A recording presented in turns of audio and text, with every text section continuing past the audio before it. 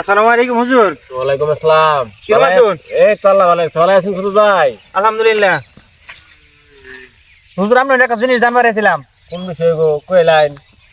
আচ্ছা, আল্লাহ এক হুজুরটা শুনছিলাম রোজার দিন বলে খালি সোয়াব আর সোয়াব।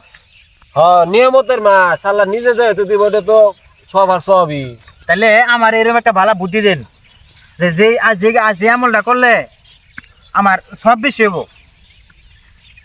মাহে রমজানের দিন যেহেতু সবের মাসি হ্যাঁ তো অনেক রোজা রাখে বালা বুড়া খাইবার ফানা হ্যাঁ তে কিছু মানুষ দেখিয়া যার গরিবা করিয়া ওগরে বাচ্চা বাচ্চা এনে যার রোজা রাখে হারি তা করে ইফতারি খাওয়াই দিক এটা বড়টা সবের কাম করবে না।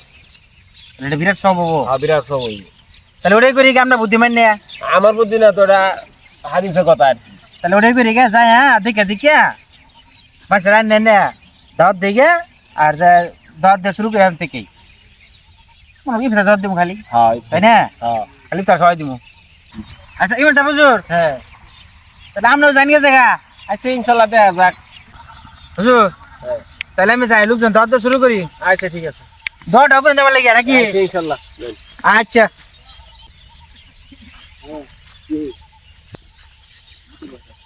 আসসালামু আলাইকুম। ওয়ালাইকুম আসসালাম। ভাই কিরম আছেন? ভাই কই যান? এই যে আমি তো আপনি নিয়ে যেতেছি। হঠাৎ আবার রোগ কি বড় বিরা আপনি কই গেছিলেন? বাহারে গেছিলাম। আচ্ছা তাহলে আল্লাহ যদি হাতে ভাষা রে ইফতারটা আমার করুন যে আমি নিয়ত করছি কিছু লোকজনের নিয়ে আমার বাড়িতে ইফতার করে দেব একসাথে বইয়া, অবর সাথে বই একসাথে বইয়া ইফতার করতাম। না না ভাই আজকে যাও যাবো না, আমার যাও যাবো না, আজকে সমস্যা আছে। কি কোন?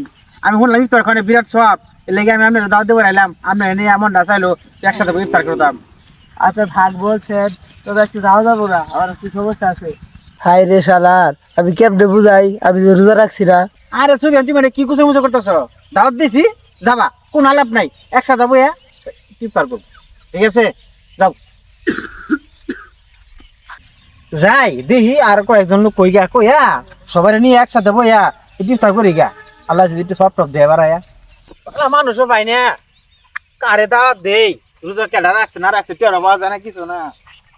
দেখি এই যে একজন লোক দেখা যায়। কই যায় না?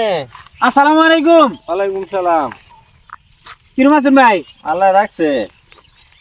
একবার দেখা যায় খুব কষ্ট হয়েছে পড়েছুন। কষ্ট হয়েছে লম্ফা দিন না রোজা রেখে একেবারে মনে করুন যে সীমায় গেতেছি গে।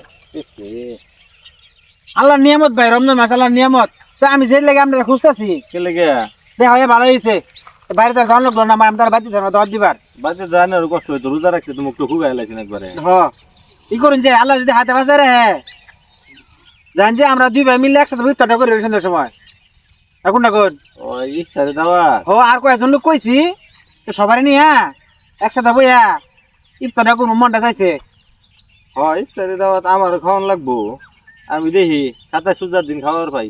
আমি আবার হুজুরে যে গেছিলাম, কই হুজুর আমার একটা বালা আমলের কথা কয়ে দেন, আমি একটু সব কামাই করি রমজান মাসে।